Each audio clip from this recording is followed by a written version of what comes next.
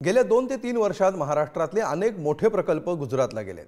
यामागे राजकीय कारस्थान असल्याचे आरोप प्रत्यारोप नेहमीच होतात। अशातच आता महिंद्रा अँड महिंद्रा नावाचा प्रकल्प गुजरातला प्रस्तावित आहे।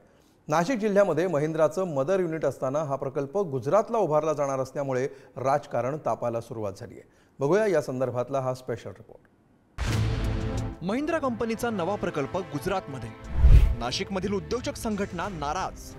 ऑटोमोबाईल क्षेत्रातील नामांकित कंपनी महिंद्रा अँड महिंद्रा कंपनीने चीनच्या एका कंपनीशी नवा करार केलाय।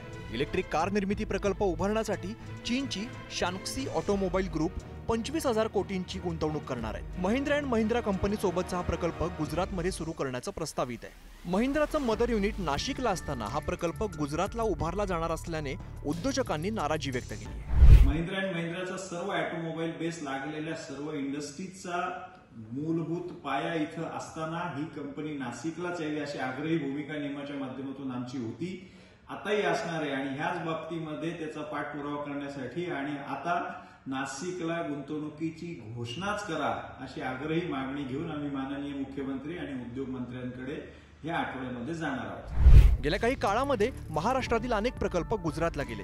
यामागे राजकीय कारस्थान असल्याचे आरोप प्रत्यारोप नेहमीच होत असतात। आता महिंद्रा कंपनी आपला नवा प्रकल्प गुजरातमध्ये सुरू करत असल्याने विरोधकांना आयतं कोलीत मिळालंय। मला वाटतं मला ह्याच्यात जायचंच नाही। आपल्याला माहिती आहे महाराष्ट्र हा महाविकास आघाडी सोबत आहे, येणारं सरकार आमचं आहे।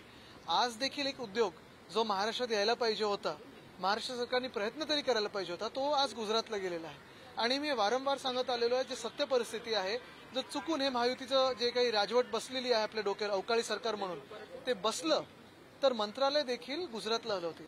नाशिकचा महिंद्रा अँड महिंद्राचा प्रकल्प हा परराज्यामध्ये गेल्याच्या संदर्भातला एक फेक नरेटिव्ह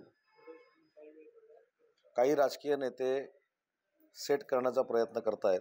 ही पुण्याला चाकणमध्ये 10,000 कोटीची इन्व्हेस्टमेंट करते, त्याच्यानंतर ॲडिशनल 4,500 कोटीची इन्व्हेस्टमेंट चाकणला महिंद्रा अँड महिंद्राची होते। नाशिकच्या प्लांटमध्ये एक्सपान्शन 2,500 कोटी रुपयाचं महिंद्रा अँड महिंद्रा करत आहे आणि नागपूरला ट्रॅक्टरमध्ये 1,000 कोटी रुपये महिंद्रा अँड महिंद्रा इन्व्हेस्ट करत आहे। 2020 पर्यंत उद्योगधंदे आणि गुंतवणुकीमध्ये महाराष्ट्र अव्वल स्थानी होता। मात्र गेल्या 2 ते 3 वर्षांमध्ये महाराष्ट्रातील छोटे मोठे 17 प्रकल्प गुजरातला गेल्याचा दावा केला जातो। याशिवाय gas authority of India limited म्हणजेच गेल कंपनीचा 50,000 कोटींचा प्रकल्प देखील महाराष्ट्रातून मध्य प्रदेशला गेल्याची माहिती समोर आली आहे। त्यामुळे महाराष्ट्रातून मोठे प्रकल्प बाहेरच्या राज्यात जाणं ही चिंतेची बाब आहे। गुजरातनं पळवलेले प्रकल्प कोणते ते पाहूया। वेदांता फॉक्सकॉन 1,54,000 कोटी, टाटा एअरबस 22,000 कोटी, बल्क ड्रग्स पार्क 30,000 कोटी, मेडिसिन डिव्हाइस पार्क 424 कोटी, सिंधुदुर्गमध्ये होणारा पाणबुडी प्रकल्प, मुंबईतील हिरे बाजार। असं काही नाहीये, एखादा प्रोजेक्ट इकडे तिकडे गेल्याने महाराष्ट्राच्या प्रगतीवर कोणताही परिणाम होत नसतो।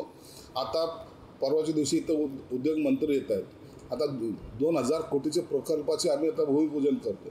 म्हणून आता महाराष्ट्र हा समृद्धीकडे चाललेला आहे। महाराष्ट्र हा 1 नंबर आहे आणि तो 1 नंबरच राहील। बल्क ड्रग पार्क असेल, वेदांता फॉक्सकॉन असेल, टाटा एअरबस असेल, यानंतर आता आपण म्हणता महिंद्राचा सुद्धा प्रकल्प गुजरातला जातोय। मग महाराष्ट्रातलं महायुतीचं सरकार ठामपणे दिल्लीपतींसमोर डोळ्यात डोळे घालून कधी बोलणार की आमच्या हक्काचा, आमच्या तरुणांच्या भविष्यातला रोजगार तुम्ही प्रत्येक वेळी उचलून गुजरातला का देताय, हा प्रश्न कधीतरी विचारायला हवाय। महिंद्रा अँड महिंद्राने नाशकात 1881 मध्ये आपला प्रकल्प उभारला। महिंद्राला लहान मोठे पार्ट्स बनवण्यासाठी, त्यावरती प्रक्रिया करण्यासाठी शेकडो छोटे मोठे युनिट सुरू झाले। यातून हजारो रोजगार निर्माण झाले। नाशिकमध्ये उद्योगस्नेही वातावरण असून महिंद्राचं मदर युनिट असतानाही नवा प्रकल्प गुजरातला उभारण्याचं प्रस्तावित आहे। त्यामुळे स्थानिक औद्योगिक संघटना नाराज तर आहेतच, पण यावरून राजकारणही तापू लागलंय। किरण ताजने, पुढारी न्यूज, नाशिक।